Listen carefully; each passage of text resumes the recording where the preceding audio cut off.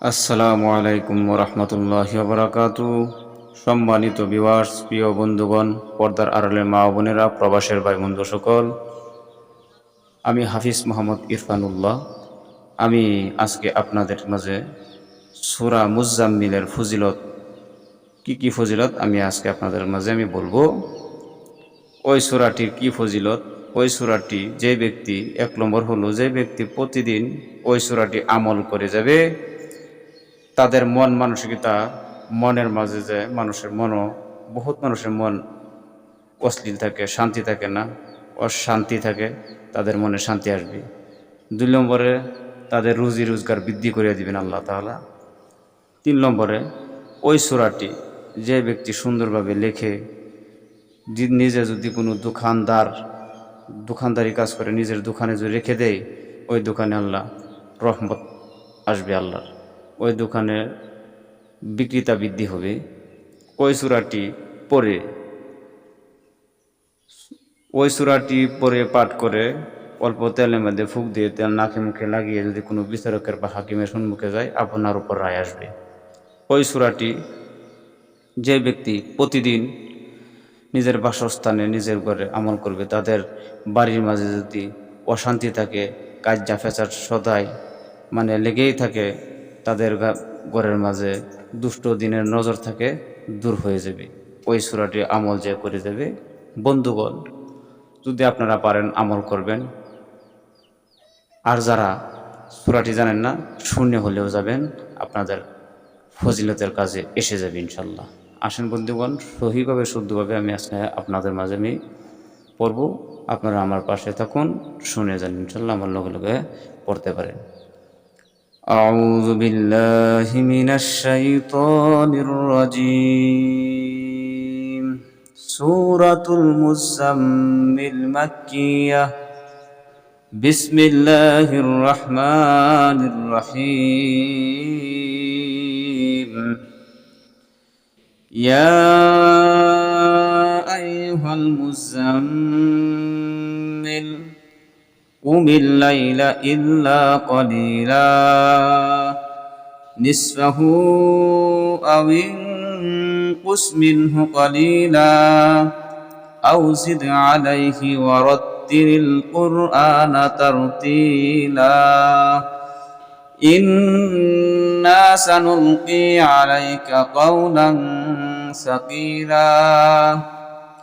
ইন্না নাশিআতাল লাইলি হিয়া আশাদ্দু ওয়াতআন ওয়া আকওয়ামু কিলা ইন্না লাকা ফিন নাহারি সাবহান তাওয়িলা واذكر اسم ربك وتبتل إليه تبتيلا رب المشرق والمغرب لا إله إلا هو فاتخذه وكيلا واصبر على ما يقولون واهجرهم هجرا جميلا وذرني والمكذبين أولي النعمة ومهلهم قليلا إن لدينا أنكالا وجحيما وطعاما ذا غصة وعذابا أليما يوم ترجف الأرض والجبال وكانت الجبال كثيبا مهيلا إنا أرسلنا إليكم رسولا شاهدا عليكم كما أرسلنا إلى فرعون رسولا فعصى فرعون الرسول فأخذناه أخذا وبيلا فكيف تتقون إن كفرتم يوما يجعل الولدان شيبا السماء منفطر به كان وعده مفعولا إن هذه تذكرة فمن شاء اتخذ إلى ربه سبيلا إن ربك يعلم أنك تقوم أدنى من ثلثي الليل ونصفه وثلثه وطائفة من الذين معك والله يقدر الليل والنهار علم أن لن تحصوا فتاب عليكم فاقرؤوا ما تيسر من القرآن علم أن سيكون منكم مرضى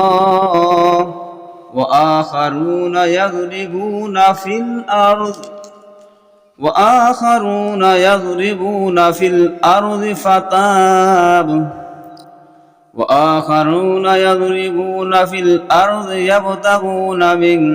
فضل الله وآخرون يقاتلون في سبيل الله فاقرؤوا ما تيسر منه وأقيموا الصلاة وآتوا الزكاة وأقرضوا الله قرضا حسنا وما تقدموا لأنفسكم من خير تجدوه عند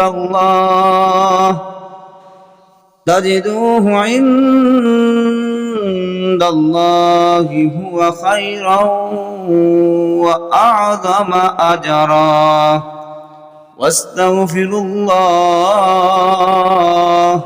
إن الله غفور رحيم صدق الله العظيم প্রিয় বন্ধুগণ এই সূরাটির আরো একটি ফজিলত আছে যে ব্যক্তি ওই সূরাটি তাবিজ লিখে সুন্দরভাবে লিখে নিজের সাথে রাখবেন ওই ব্যক্তির শরীরের মাঝে আসমানি বাল্লা জিসমানি বাল্লা হাওয়াই বাল্লা কোনোদিনও তার উপর আসর হবে না ওই সূরাটি আপনারা প্রতিদিন পড়ে যাবার চেষ্টা করে নেবেন ইনশাআল্লাহ বন্ধুগণ আপনারা যেখানে থাকেন না কেন ওই সূরাটি আপনার সুরক্ষা করবে আপনার হর কিসিমের বালা মুসিবত হতে শত্রুর দুষ্টামি হতে আপনাদেরকে বাঁচিয়ে রাখবে এই সূরা যে ব্যক্তি আমল করে যাবে বলতে পারেন আমি তো এই সূরাটি জানি না পরিপূর্ণ প্রতিদিন শুনে যাবেন মনোযোগ দিয়ে বাস আপনার ফজিলতের কাজে এসে যাবে আর পর শিখবার চেষ্টা করবেন আমার ভিডিওগুলো যদি আপনার কাছে ভালো লেগে থাকে লাইক করুন কমেন্ট করুন শেয়ার করে অপর ভাইদেরকে জানার ও শিখার সুযোগ করে দেন আমার চ্যানেলে যদি আপনারা নতুন থাকেন আমার চ্যানেলটি সাবস্ক্রাইব করে নিন আমার জন্য দোয়া করবেন আসসালামু আলাইকুম ওয়া রাহমাতুল্লাহি ওয়া বারাকাতুহু খোদা হাফেজ